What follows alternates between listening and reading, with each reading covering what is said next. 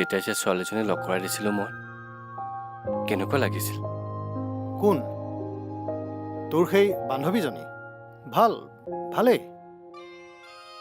বান্ধৱী নহয় তোমাৰ হ'বলগীয়া ভাই বোৱাৰী কি হেই, তই তলে তলে ছোৱালী পচন্দ কৰি থৈছ আৰু আমি গমেই নাপাওঁ হা এই আৰে আগতে নকলি কিয় মই তাইৰ লগত ভালকৈ কথা পাতিলোহেঁতেন হ'ব দে এতিয়াও একো নহয় এটা কাম কৰিবি তাইক আমাৰ ঘৰলৈ লৈ আহিবি আৰু আমি আটায়ে মিলি তাইৰ লগত ভালকৈ চিনাকি হ'ম তাৰমানে তোমাৰ ছোৱালীজনী পচন্দ হৈছে আৰে এই তোৰ পচন্দই আমাৰ পচন্দ আৰু তোৰ ওপৰত আমাৰ বিশ্বাস আছে তোৰ পচন্দ কেতিয়াও বেয়া হ'ব নোৱাৰে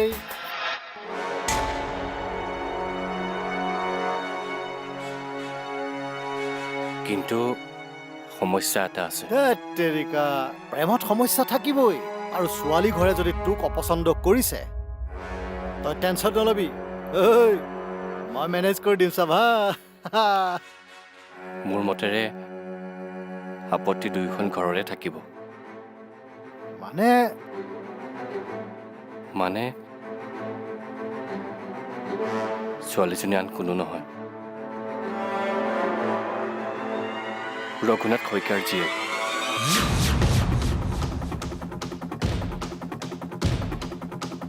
অদিতি ভুল কৰিছ এয়া শ্যাম ৰঘুনাথ শইকীয়াৰ ছোৱালী এইখন ঘৰত বোৱাৰী কেতিয়াও হ'ব নোৱাৰে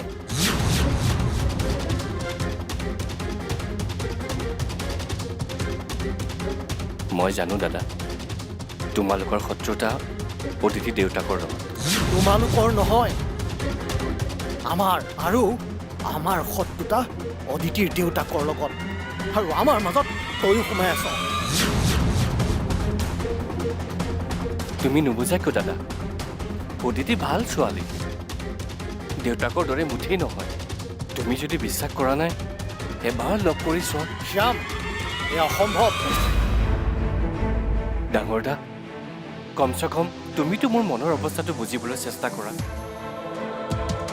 মই অদিতিক ভাল পাওঁ মোৰ ওপৰত তোমালোকৰ অকণো বিশ্বাস নাই মই কি অযোগ্য ছোৱালী এজনীক এইখন ঘৰৰ বোৱাৰী কৰি আনিম দাদা ইয়াক বুজা পাগল হৈছে ই তই তাক পাহৰি যা চাম ছোৱালীজনী যিমানেই ভাল নহওক কিয় এইখন ঘৰৰ বোৱাৰী হিচাপে আমি তাইক কেতিয়াও স্বীকাৰ নকৰোঁ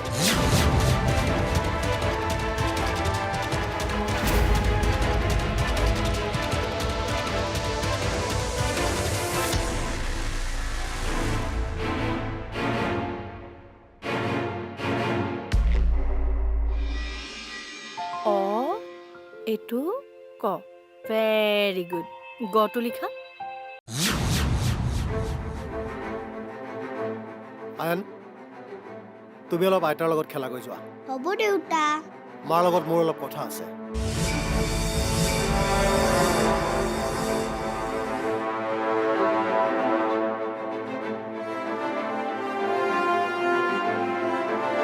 কি হৈছে তোমাৰ তুমি তাৰমানে শ্যামৰ কথা আগতেই জানিছিলা আৰু সেইকাৰণে আজি ৰাতিপুৱা শ্যামৰ বিয়াৰ কথা কৈছিলা জানিছিলোঁ কিন্তু তুমি কেনেকৈ ভাবিব পাৰিলা এই সম্পৰ্কক মই স্বীকৃতি দিম বুলি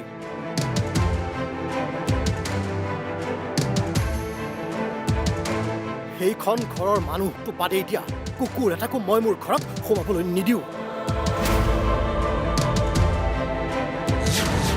তুমি আকৌ বিয়াৰ সপোন দেখিছা তুমি কি ভাবিছা শ্যাম আৰু অদিতিৰ সম্পৰ্কটো মই সহজভাৱে ল'ব পাৰিছো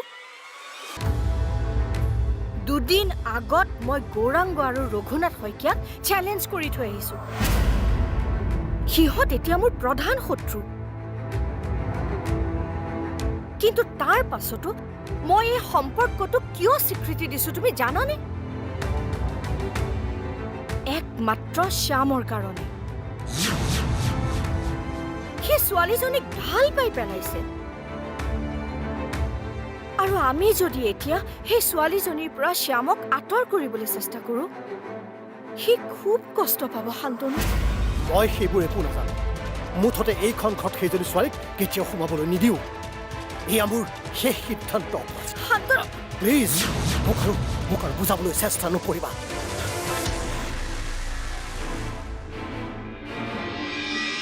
তুমি শ্যামক এনেকৈ ঘৰলৈ আহিব দিব নালাগিছিল উদিতি। কিয়? শ্যামে প্ৰেমৰ পৰীক্ষা দিবহে আহিছিল। সকলো কথা ধেমালিতে নল'বাচোন উদিতি। ইয়াৰ পৰিণাম কি হ'ব পাৰে তুমি ভাবি চাইছানে? জানো এতিয়া সংঘাত হ'ব। দুয়োখন ঘৰৰ মাজত কাজিয়া হ'ব। কিন্তু চাবা, অৱশেষত আমাৰ প্ৰেমৰে জয় হ'ব। উফ ৰাম, এই ছোৱালীজনী যে কেতিয়া ডাঙৰ হ'ব। অলপ ৰোমেণ্টিক ফিল্মবোৰ কমকৈ চাবলৈ লোৱা। হাঁহিছা?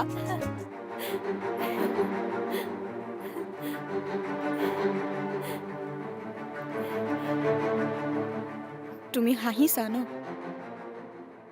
তোমাৰ দেউতা আৰু খুৰাৰ কিমান খং উঠি আছে তুমি জানা? তোমাক বহুত মৰম কৰে বাবে এতিয়ালৈকে তেওঁলোকে সহ্য কৰি আছে। কিন্তু তাৰ মানে তুমি এইটো নাভাবিবা যে তেওঁলোকে একো নকৰিব। মানে এয়া আৰম্ভণিহে। যদি তুমি তোমাৰ জেদ নেৰা, তেন্তে তেওঁলোকো বাধ্য হ'ব জেদ ধৰিবলৈ।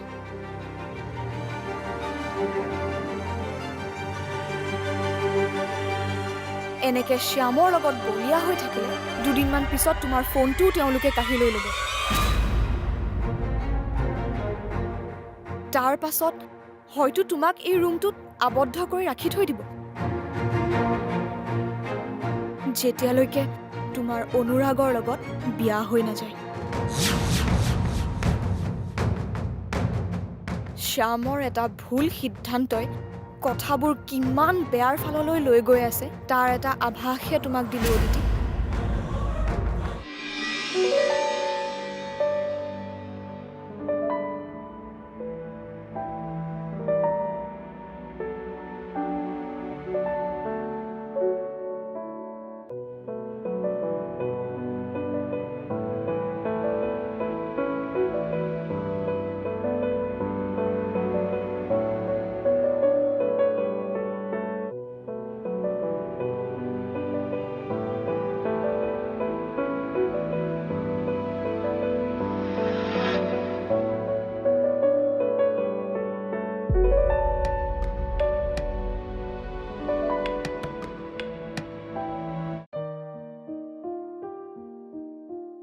বৌ,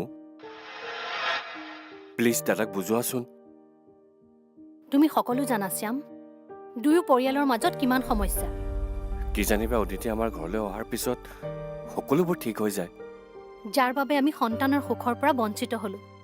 যিয়ে মোৰ গৰ্ভস্থ সন্তানটো হত্যা কৰিলে, তেনে পৰিয়ালৰ ছোৱালী তোমাৰ দাদাৰে এইখন ঘৰৰ বোৱাৰী কৰিব পাৰিব বুলি তুমি ভাবিব কেনেকে পাৰিলা শ্যাম?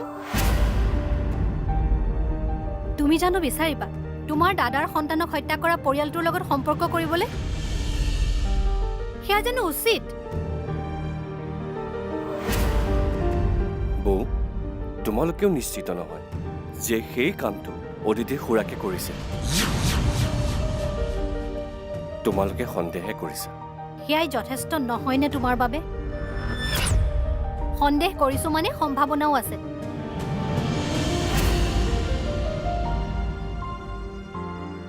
বেয়া নাপাবা চাম, তোমাৰ দাদাৰ লগত মই একমত। বাকী সিদ্ধান্ত তোমাৰ। আশা কৰোঁ তুমি আমাৰ মনৰ অৱস্থাটো বুজিছা।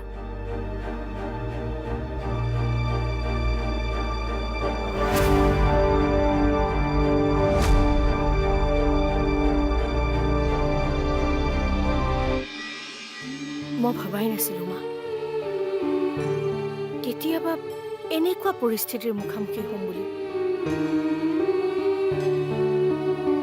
কিয় মা? বাৰে বাৰে ভগৱানে আমাৰ লগত ইমান কঠিন পৰীক্ষা কিয় লৈ থাকে মা? প্ৰেমৰ সমস্যাটো লৈ তই এই বুঢ়ীজনীৰ ওচৰত আহিছ। মোতকৈ তহঁতেহে এইবোৰ কথা ভালকৈ জানিবি।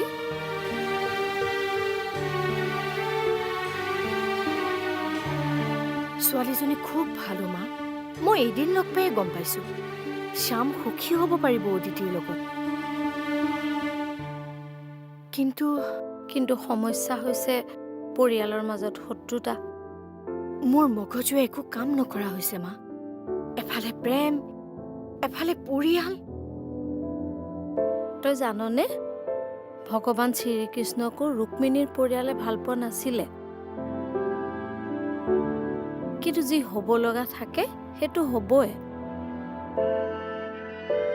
যেনেকৈ কৃষ্ণই ৰুক্মিণীক বিয়া কৰালে, যদি ভাগ্যত আছে শ্যামেও অদিতিক বিয়া কৰাব। কিছুমান সমস্যাৰ সমাধান আমাৰ হাতত নাথাকে। সেইকাৰণে ইমানকৈ চিন্তা কৰি নাথাকিবি। ভগৱানৰ ওপৰত এৰি দে আৰু প্ৰাৰ্থনা কৰ যি হয় সেয়া যাতে পৰিয়ালৰ সকলোৰে ভালৰ বাবে হয়। মই এনেকৈ এৰি দিলে নহ'ব মা। মই সকলোৰে কথা চিন্তা কৰিব লাগিব। আৰু ঘৰখনৰ বোৱাৰী হিচাপে মোৰ প্ৰথম দায়িত্ব হ'ব ভাই ভাইৰ মাজত যাতে কোনো কাজিয়া নহয়। ভাতৃ সংঘাত মই হ'বলৈ দিব নোৱাৰো। তাৰ পাছতহে মই বেলেগ কথা চিন্তা কৰিম মা।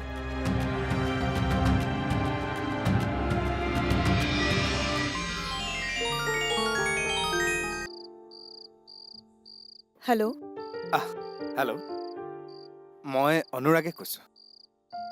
মানে বেয়া নাপাব, অদিতিক ফোন কৰি আছোঁ, তাই ৰিচিভ কৰা নাই বাবে আপোনালোকে কৰিলোঁ। নাই নাই, কিয় বেয়া পাম? মই অলপ অদিতিৰ লগত কথা পাতিব পাৰিম নেকি? অদিতি শুই আছে, তুমি নহ'লে পিছতেই ফোন কৰিবা। হ'ব বাৰু, কোনো কথা নাই। আপোনালোক বাকী ভালে আছে নহয়? অঁ, আছোঁ দিয়া। এই মা আৰু মই এদিন সোনকালে আপোনালোকৰ তালৈ যাম বুলি ভাবিছোঁ। বাকী মোৰতো অদিতিক পচন্দ হৈছেই। এতিয়া আপোনালোকৰ বা কি ইচ্ছা। এওঁ আৰু দাদাইতো তোমাক ভালেই পায়। বাকী বিয়া বাৰুৰ সিদ্ধান্ত দাদাই ল'ব দিয়াচোন, মইনো আৰু কি ক'ম। সেইটো হয়। বাৰু ঠিক আছে দিয়া, আহিবা। ঠিক আছে, হ'ব দিয়ক, ৰাখিছোঁ।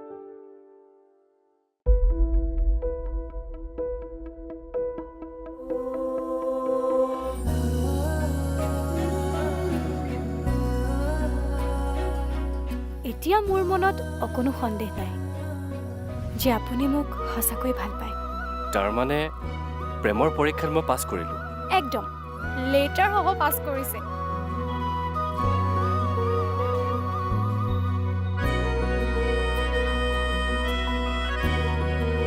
মোৰ দেউতা বহুত ভাল, মোক বহুত মৰম কৰে। মোৰ মনে কয় দেউতাই কথাবোৰ বুজিব, হয়তো অলপ সময় লাগিব।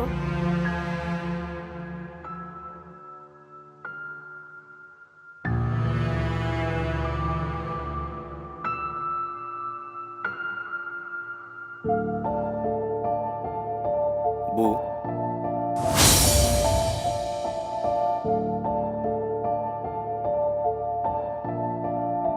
বাকীবোৰৰ দৰে তুমি ভাবা নেকি মই ভুল কৰিছোঁ বুলি?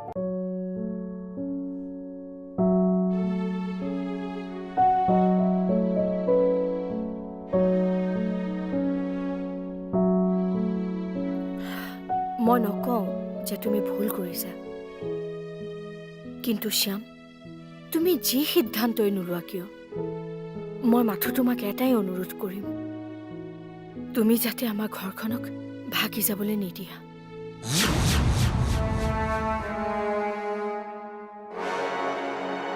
বহুত যত্নৰে এই ঘৰখন একগোট কৰি ৰাখিছো। মোৰ ইমান দিনৰ কষ্ট আৰু ত্যাগক তুমি অথলে যাবলৈ নিদিবা শ্যাম। বহুত মৰম আছে তোমালৈ দুয়োজন দাদাৰে তেওঁলোকৰ অপ্ৰিয় হৈ নপৰিবা মানিছো তোমাৰ বাবে এই কথা ইমান সহজ নহয় কিন্তু শ্যাম ঘৰখনৰ মানুহবোৰৰ সুখ শান্তিৰ বাবে ত্যাগ তুমিয়েই কৰিব লাগিব তোমাক এইখিনি কথা ক'বলৈ মোৰ বহুত দুখ লাগিছে মই প্ৰেমৰ বিৰোধী নহয় অদিতি ছোৱালীজনীকো মোৰ খুব ভাল লাগে কিন্তু কেতিয়াবা কেতিয়াবা কিছুমান সম্পৰ্ক নিমিলা অংক হৈ পৰে